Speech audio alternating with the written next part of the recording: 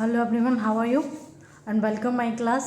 My class going about daily current affairs जो आके आपके एसएससी रेलवे एग्ज़ाम्स के लिए बहुत यूज़फुल है। मैं मेनका राजपूत। चलिए फिर शुरू करते हैं अपना आज का सेशन, जिसमें ज़्यादा नहीं है बट कुछ टॉपिक्स हैं। ओके, तो जिसमें कि हमारा है आपका चलिए चलते चलते अपना ये देख लीजिएगा कि चैनल को आप सब्सक्राइब कर दीजिएगा ताकि आगे करंट अफेयर की क्लास आपको इजीली अवेलेबल हो सके, ठीक है ना। चलिए फिर शुरू करते हैं। तो हमारा ये पहला क्वेश्चन है आपका, किस देश ने भारतीय गोरखा रेजिमेंट समझौते पर सवाल उठाया? तो ये चीन, भूटान, नेपाल या पाकिस्तान। तो हम बताते चलें कि जो गोरखा बोला जाता है वो नेपाल रेजिमेंट की सेना है आपकी। तो ऑब्जेक्शन भी नेपाल ने ही उठाए हैं आपके। तो इनके कहने का मतलब ये है कि जो गोरखा रेजिमेंट है इसके कुछ समझौते हुए थे आपके 1947 में, जब भारत अंग्रेज छोड़कर जब गए थे तभी इस गोरखा रेजिमेंट के साथ में आपके कुछ समझौते हुए थे। तो इनके कहने का मतलब है कि जो समझौते हुए थे वो अब कारगर नहीं रह गए, ठीक है ना। तो देखिए इसके बारे में थोड़ा सा आपके बताया हुआ है।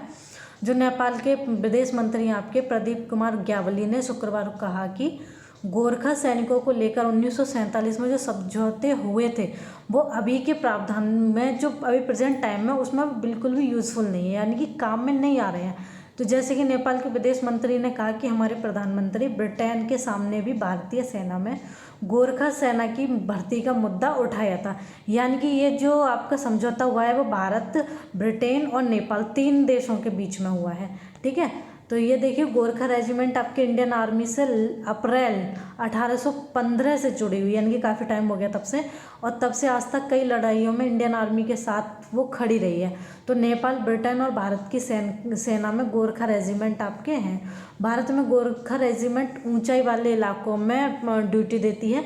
गोरखा सैनिकों के लिए नेपाल में भारत ने 3 केंद्र बना रखे हैं, जो फिलहाल 30,000 गोरखा सैनिक भारतीय सेना में शामिल हैं उनके लिए, और वो उनको नेपाल की सरकार को 3,000 करोड़ रुपए भी देता है, वो भी पर ईयर, ठीक है ना। तो हम आपको बताते हैं कि नेपाल के जो मंत्री हैं उनका आरोप ये है कि जब समझौता हुआ था ब्रिटेन के और भारत के साथ में, तो कहा गया था कि जो ब्रिटेन के और भारत की सेना को जो आपको सुविधाएं दी जाएंगी, जो सैलरी दी जाएगी, उतनी ही सैलरी आपके गोरखा रेजिमेंट यानी कि नेपाल की आर्मी को भी दी जाएगी, जो कि अब नहीं दी जा रही है, ठीक है ना। तो फिर चलते हैं आगे। एंड सेकंड हमारा स्मार्ट इंडिया हैकाथन किससे जुड़ा हुआ है? यानी कि जिसमें कि आपका 1 अगस्त को मोदी जी ने आपका संबोधन किया है स्मार्ट इंडिया हैकाथन को। तो ये किससे जुड़ा हुआ है? आपका व्यवसाय से जुड़ा हुआ है, स्वास्थ्य से जुड़ा हुआ है, या डेली लाइफ प्रॉब्लम से जुड़ा हुआ है, या रोजगार से जुड़ा हुआ है? तो देखिए ये तीनों ही चीज़ें हैं जो आपकी मिलके हमारी डेली लाइफ प्रॉब्लम क्रिएट करती हैं। तो ये जो हमारा स्मार्ट इंडिया हैकाथन जो जुड़ा है वो जुड़ा है आपका डेली लाइफ प्रॉब्लम से, ठीक है ना। तो फिर चलिए फिर शुरू कर देख लेते हैं इसके बारे में थोड़ा सा। देखिए ये है कि देश भर में हमारे स्टूडेंट्स को डेली लाइफ में जो प्रॉब्लम्स आपका फेस करते हैं तो उनको सॉल्व करने का जो प्लेटफॉर्म जो अभी आपको मिल रहा है, यानी कि उसके लिए जो इनिशिएटिव है ये वाला, इसमें प्रोडक्ट इनोवेशन का जो कल्चर है, प्रॉब्लम सॉल्विंग की जो सोच के साथ काम करना होता है आपका, ये उसका प्लेटफॉर्म है। और उसको प्रोग्राम आपको आगे करने के लिए इस टाइप का ये आपका बनाया गया है स्मार्ट इंडिया हैकाथन, ठीक है ना। तो सरकार का कहना है कि इस हैकाथन के जरिए कुछ नया करने का आइडिया युवाओं के बीच में प्रमोट करने में सक्सेस आपको मिलेगी, यानी कि गवर्नमेंट को, जिसमें है ये स्मार्ट इंडिया हैकाथन का पहला एडिशन 2017 में हुआ था, ठीक है ना, जिसमें आपके 42,000 स्टूडेंट ने पार्टिसिपेट किया था, और 2018 में ये संख्या 1 लाख और 2019 में 2 लाख पहुंच गई थी, और इस साल पहले राउंड में 4.5 लाख से भी ज़्यादा स्टूडेंट शामिल हो चुके हैं, ठीक है ना। तो इस बार ग्रैंड फिनाले जो हो रहा है आपका वो ऑनलाइन हो रहा है, जिसमें 10,000 से ज़्यादा छात्रों के बीच में 243 संख्याओं को सुलझाने के लिए ये कॉम्पिटिशन हुआ है। और ये समस्याएं आपकी 37 केंद्रीय विभागों, 17 आपके राष्ट्र सरकारों और 20 इंडस्ट्री से जुड़ी हुई है, यानी कि आपको ये थोड़ा सा पॉइंट याद रखने लायक है, तो आप कर सकते हैं इसको। एंड नेक्स्ट है हाल ही में किस देश ने साउथ चाइना सी में दखल दिया है? तो देखिए, अमेरिका, भारत, हांगकांग, ऑस्ट्रेलिया। तो भारत तो इसमें नहीं है अभी, लेकिन अमेरिका और हांगकांग इसमें दे रहा है ऑलरेडी। लेकिन जो अभी हाल ही में दिया है वो दिया है आपका ऑस्ट्रेलिया ने, ठीक है ना। ऑस्ट्रेलिया जो साउथ चाइना सी में जो चीन की दखल अंदाजी बढ़ रही है वो उससे थोड़ा सा चिंतित है, यानी कि टेंशन में है, और इसीलिए ऑस्ट्रेलिया ने उसको ऑब्जेक्शन उठाया है कि तुम ऐसे कैसे मतलब साउथ चाइना सी में अपनी दखल दे सकते हैं, ठीक है। क्योंकि चीन की तो वैसे भी आपको पता ही है विस्तारवादी सोच है, तो उस जरिए, ठीक है ना। आगे देखिए, ये है आपका कि जो साउथ चाइना सी में जो दखल दिया है वो अकेला ऑस्ट्रेलिया नहीं है, बल्कि ऑस्ट्रेलिया के साथ में आपका देखिए यहाँ दे रखा है आपका फिलीपींस है, ताइवान है, मलेशिया है, वियतनाम है और ब्रुनेई भी अपना दावा पेश करते हैं।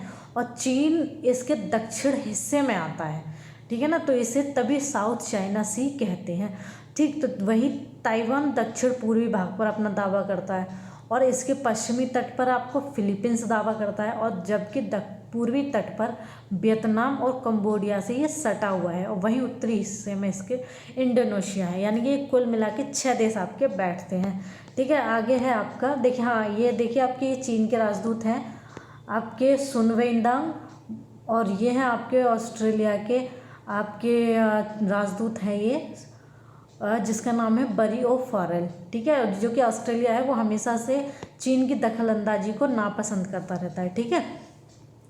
तो इसके बारे में थोड़ा सा ये है, कई देशों से जुड़े होने के चलते इस इलाके में जहाज़ों की आवाजाही भी ज़्यादा होती है, ठीक है ना। तो यह दुनिया का सबसे बिजी आपका जल मार्ग है, और इनमें से जानकारी जो हम मुताबिक है कि हर साल इस मार्ग से कम 5 ट्रिलियन डॉलर से ज़्यादा का बिजनेस होता है, जो दुनिया के कुल समुद्री व्यापार का 20% है, ठीक है ना। यहाँ पार्सेल द्वीप पर कच्चे तेल और प्राकृतिक गैसों का भंडार भी है, और साथ ही इस क्षेत्र में कई प्रकार की मछलियाँ पाई जाती हैं। और ये बिजनेस के लिहाज से मतलब देखा जाए बिजनेस ओपिनियन से ये बिल्कुल बहुत ज़्यादा इम्पोर्टेंट एरिया बैठता है, अहम एरिया है ये, इसीलिए चाइना इसको हथियाना चाहता है। लेकिन इसके साथ साथ इसमें जो बाकी के 6 देश जुड़े हुए हैं उनका भी उस पर उतना ही राइट बनता है, लेकिन चीन तो अपने ही हिसाब से चलता है, तो उसको अपना चाहिए ही चाहिए सब कुछ, ठीक है ना। आगे है आपका, किस राज्य में ओपन एरिया स्कूल शुरू किए हुए हैं? हाँ, ये एकदम सही न्यूज़ है आपकी, अच्छी न्यूज़ जिसको बोल सकते हैं, पंजाब, महाराष्ट्र, कश्मीर या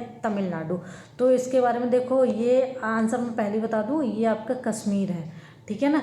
तो कश्मीर में ये ओपन एरिया स्कूल शुरू हुए हैं, और ये बडगाम ज़िले में हुए हैं, कश्मीर के बडगाम ज़िले में हुए हैं, जहाँ के चीफ एजुकेशन ऑफिसर आपकी फातिमा बानो हैं, जो कि ज़िले में 1171 स्कूल हैं, जिसमें आपके 702 प्राइमरी हैं और 422 मिडिल स्कूल हैं आपके, और उसके बाद 101 हाई स्कूल हैं और 46 हायर सेकेंडरी स्कूल हैं। यहाँ कुल 75,000 छात्र छात्राएँ पढ़ते हैं, और उन बच्चों के लिए बड़गांव ज़िले में 6,122 टीचर हैं। फातिमा जो आपकी है एजुकेशन अधिकारी ऑफिसर, ये आपकी 35 सालों से एजुकेशन सेक्टर से जुड़ी हुई हैं, और 31 अगस्त को उनका रिटायरमेंट है, यानी कि 1 महीना बचता है। और इसके बारे में जो हमने अभी बोला था आपको 702 प्राइमरी स्कूल, ये सब वही है, ठीक है ना। तो ये आपके दे रखे हैं, इसमें आप पढ़ लीजिएगा, ये इतने टीचर्स हैं आपके, ठीक। और इतने आपके जोन हैं, जिसमें 4 से 5 ओपन एयर कम्युनिटी स्कूल आपके चल रहे हैं, और यहाँ 8,000 से ज़्यादा बच्चे पढ़ाई करते हैं, ठीक है। तो ये आपकी क्लास शुरू होने से पहले उनको फेस मास्क और हैंड सैनिटाइज़र दिया जाता है, और सभी बच्चों की जो उम्र होती है वो 8 समूह में उनके उम्र के अनुसार बैठाया जाता है।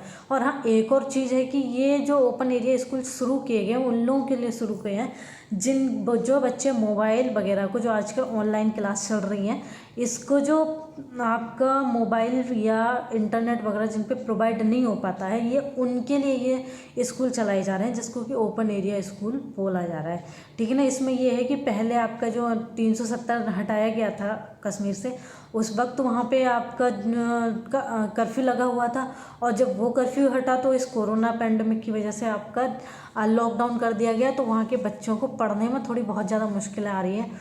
और वहाँ पर आपको पता ही है कि वहाँ 2G चलते हैं, उसके लिए जूम क्लासेस भी नहीं चल सकती हैं 2G नेटवर्क पे। तो उसी वजह से जो वहाँ के टीचर्स हैं उन्होंने ओपन एरिया स्कूल शुरू किया हुआ है। जो फातिमा बानो है आपकी एजुकेशन ऑफिसर, उन्होंने ये सब शुरू किया हुआ है, ठीक है। एंड ये आपका विश्व की कौन सी कंपनी सबसे ज़्यादा मार्केट वैल्यू वाली कंपनी आपकी बन गई है?